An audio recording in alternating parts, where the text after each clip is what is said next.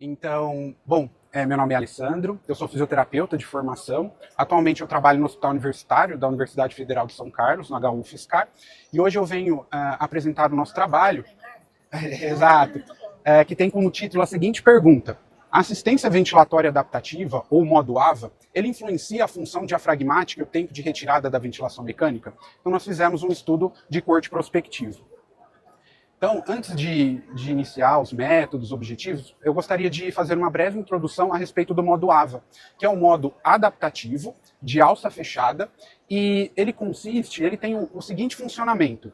Você oferece a informação de peso predito para a máquina, para o ventilador, e a partir dessa informação, a máquina ela vai selecionar o volume corrente e a frequência respiratória que presumivelmente o cérebro do paciente, ou seja, o sistema nervoso central desse paciente, selecionaria, baseado, sobretudo, na avaliação de mecânica respiratória, que é feito durante a ventilação com esse modo AVA, de forma contínua durante a ventilação. E qual é a proposta principal do modo AVA? Ele vai garantir um volume minuto ótimo, utilizando principalmente a equação de Otis, que ela se baseia no trabalho respiratório mínimo do paciente. Tá? Então, o paciente ele vai ser ventilado visando o menor gasto energético durante a ventilação. Então, diante desse panorama e considerando as características do modo AVA, TECME, nós podemos pensar em algumas potenciais vantagens que esse modo ofereceria quando a gente compara com modos convencionais de ventilação.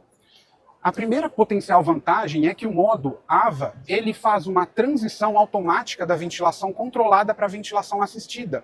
Se a gente for pensar, isso poderia trazer alguns benefícios, como, por exemplo, favorecer a atividade diafragmática precoce e acelerar o desmame desse paciente da ventilação mecânica.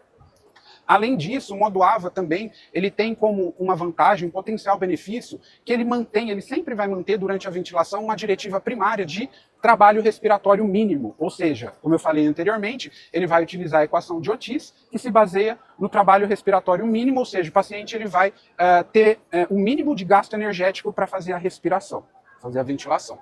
E isso a gente poderia pensar que poderia trazer algumas vantagens para o paciente, sobretudo quando a gente pensa em minimização das condições de sub ou superassistência. Tá? Que isso então poderia ser minimizado durante a ventilação com AVA. E a gente sabe que a sub e a superassistência está associado em última instância com disfunção diafragmática.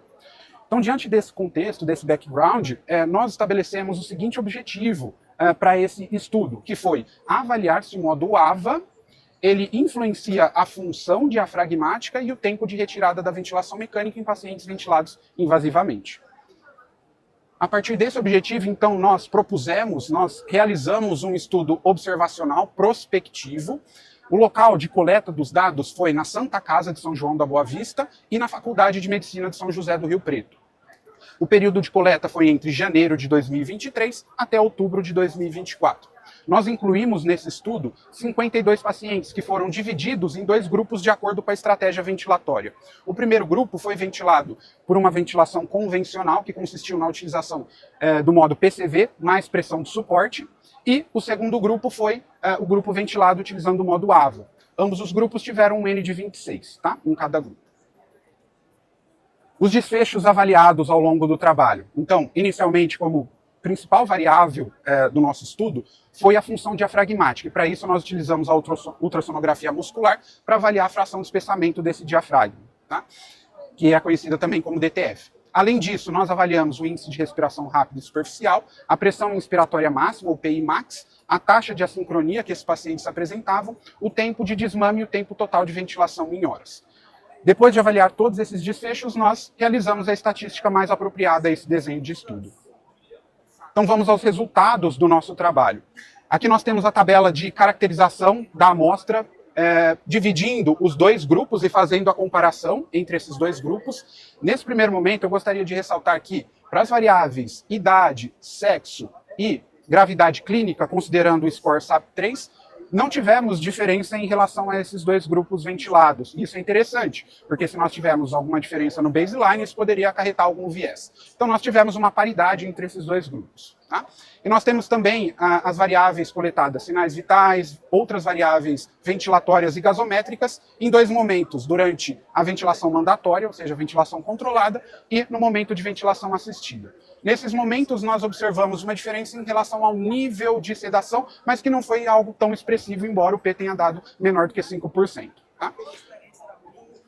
Agora, aos principais resultados do nosso trabalho. Nessa figura 1, nós temos a comparação dos dois grupos ventilados, o grupo com ventilação convencional, em cinza, e o grupo ventilação com AVA, em verde musgo. Então, nós temos as variáveis desfecho de função diafragmática, fração de espessamento diafragmático, índice de respiração rápida superficial e PImax, avaliado nesses dois grupos. Nós verificamos que o grupo AVA apresentou uma maior DTF quando comparado à ventilação convencional, apresentou um menor índice de respiração rápida e superficial na fase de desmame e também uma melhor PImax, ou seja, uma força inspiratória melhor quando comparado à ventilação convencional.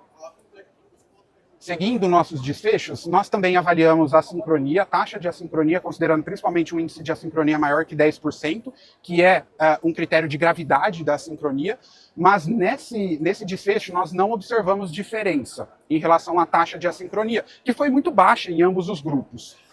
Em relação ao tempo de desmame e o tempo total de ventilação mecânica, nós observamos que o grupo AVA apresentou um menor tempo de desmame da ventilação e também um tempo menor de duração de ventilação mecânica total, quando comparado ao grupo ventilado com estratégia convencional.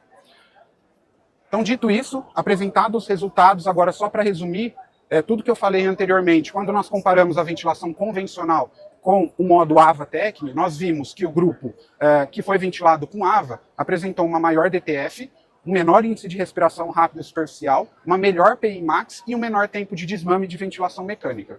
E como conclusão, então, nós temos que os nossos achados, os nossos resultados, sugerem que, em comparação com a ventilação convencional, o modo AVA-TECNI atenua a disfunção diafragmática e acelera a retirada da ventilação mecânica em pacientes ventilados invasivamente. Muito obrigado por sua atenção, finalizo aqui.